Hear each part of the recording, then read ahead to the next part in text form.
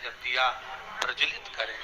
अगर गोल बाती है तो वो तो दिए के बीच में ही होगी, फूल बाती है तो वो दिए के बीच में होगी। और मान लो अगर लंबी बाती लेकर गए हो, लंबी बाती को लेकर पहुंचे हो, तो अगर दीप लगा रहे हो, कामना रखकर लगा रहे हो कि मेरी ये कामना है, तो वो दीप का बाती का अपनी ओर रख, पर कोई कामना नहीं। हम भगवान को केवल इसलिए रिझा रहे हैं कि मेरा भोलेनाथ मेरा भंडार भरे और मेरे घर में सुख समृद्धि दे। तो दीप की बाती का मुख भगवान की ओर होना चाहिए, कि हमने तेरे भरोसे पर छोड़ दिया। अब हम किसी से नहीं पूछेंगे कि हमें क्या करना है, ये दीप की जो बाती का मुख है वो आपकी ओर है। अर्थात मेरा जो जीवन है, मेरा जो संपूर्ण परिवार है, मेरा जो कुटुंब है, मेरा जो कबीला है, मैं जिस घर में निवास करती हूँ, मैं जिस घर में रहता हूँ, उस घर का संपूर्ण कारभार सब तुम्हारे भरोसे पर है। तो बाती का मुख कहाँ हो गया? भगवान की ओर हो गया। बाती का मुख फिर भगवान की। और ज्यादातर लोग दिया जो लगाते हैं ना, वो अपनी ओर बाती करके ही लगाते हैं। मतलब इनकी कामना चलती ही रहती है 24 घंटे। कुछ कुछ कामनाएं इनकी जागरूक रहती है, इनकी कामनाएं निरंतर रहती है। पर उस बाती में जब आप अपना संपूर्ण परिवार, संपूर्ण अपने परिवार का दुकान हो, धंधा हो, व्यापार हो, व्यवसाय हो, चाहे आप जितना भी कार्य कर रहे हो, फैक्ट्रियां चला रहे हो, वो सब अपने भगवान के भरोसे पर दे दिया, भगवान की ओर दे दिया। तो इसका मतलब ये नहीं है कि बाती का मुख भगवान की ओर हो तो तुम भगवान के बिल्कुल करीब में बाती का मुख कर लगा दो और भगवान को मालूम पड़े चोट लग जाए, ऐसा भी नहीं। जब भी दिया लगता है, आप बहुत ध्यान देना महाराज, अगर भगवान जिस स्थान पर बैठे हुए हैं, अगर दिया हमको रखना है, भगवान जहां विराजमान है, दीप जब भी रखा जाता है भगवान के सामने, तो अपन जहां विराजमान है उससे भगवान और अपने बीच में कम से कम 2 बीता की दूरी तो होना ही चाहिए, जिससे भगवान को भी चोट ना लगे, भगवान को भी घात ना लगे। अलग से दिया रखने की जगह बनती थी तो उसमें दिया रख दिया जाता था। आज के जमाने में इतनी जगह ही नहीं कि वहां में रखो, तो लोग वो कुंडा में धर के आ जाए। अब कुंडी में रख के आए, मालूम पड़े तुलसी महारानी का पत्ता मुरझा जाता है, तुलसा महारानी भी ऐसी मूर्छित हो जाती है, तुलसा महारानी भी चारों तरफ से वो दिए की लो से जल जाती है। ऐसा दीप लगाने का कोई फायदा नहीं, ऐसे दीप की कोई महत्वता नहीं। किसी को कष्ट देकर, किसी को परेशान कर कर, देवता हो चाहे आप हो, आप किसी को कष्ट देकर, किसी को परेशान कर कर अगर भजन कर रहे हो तो उसका कोई सुख नहीं है हमारा, उसका कोई आनंद नहीं है। किसी को भी कष्ट देकर अगर आपने भजन भी किया, यज्ञ भी करा, दान भी करा, पुण्य भी करा, सत्कर्म भी करा, भजन भी करा, उसका कोई शाम को 4 बजे से लेकर 7 बजे के बीच में शंकर और पार्वती के भ्रमण का समय रहता है। मेरे देवाधिदेव महादेव और माता पार्वती के भ्रमण का समय, भगवान शंकर पार्वती घूमने को निकले।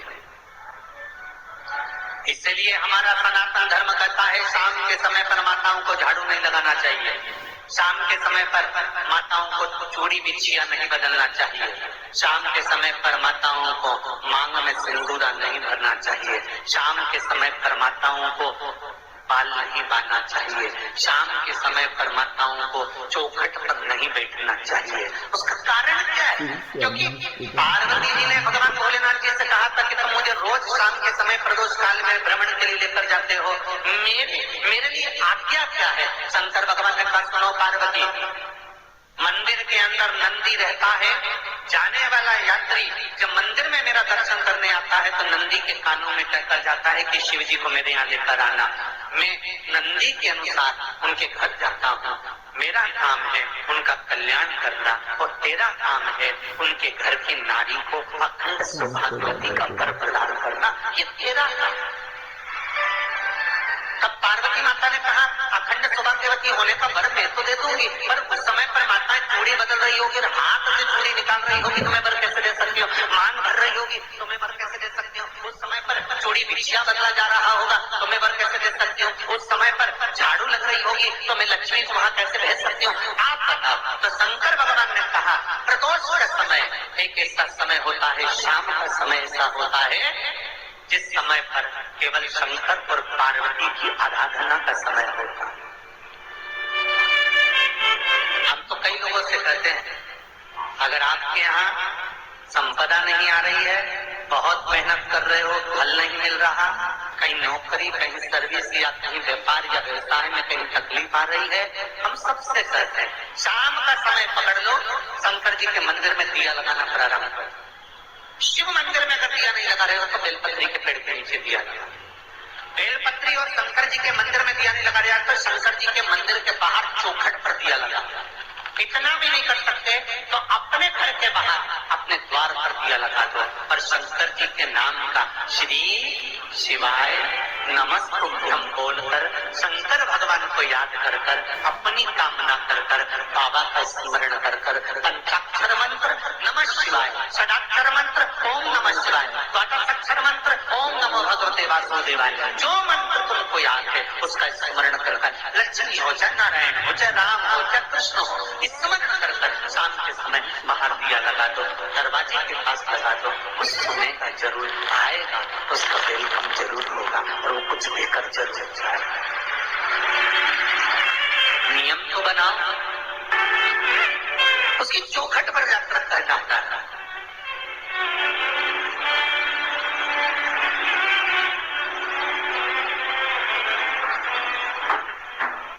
बृहस्पति महाराज ने कहा कि शाम का समय जो प्रदोष का समय होता है उस समय पर इंद्रदेव तुम शंकर जी की आराधना करो। शिव आराधना से शंकर जी जो मार्ग प्रशस्त करेंगे, शिव आराधना से जो शंकर जी कहेंगे वो तुम करना।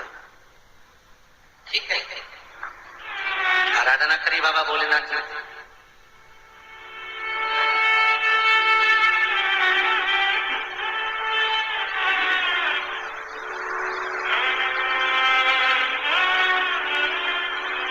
मालूम नहीं था इंद्रदेव को।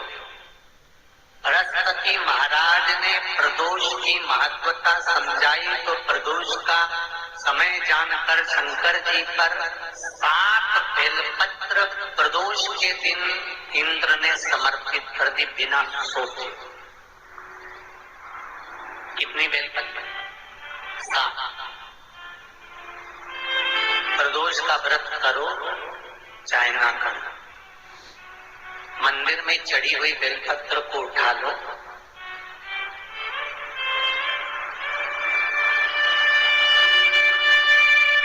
बेलपत्र का ब्रह्म कमल बना लो,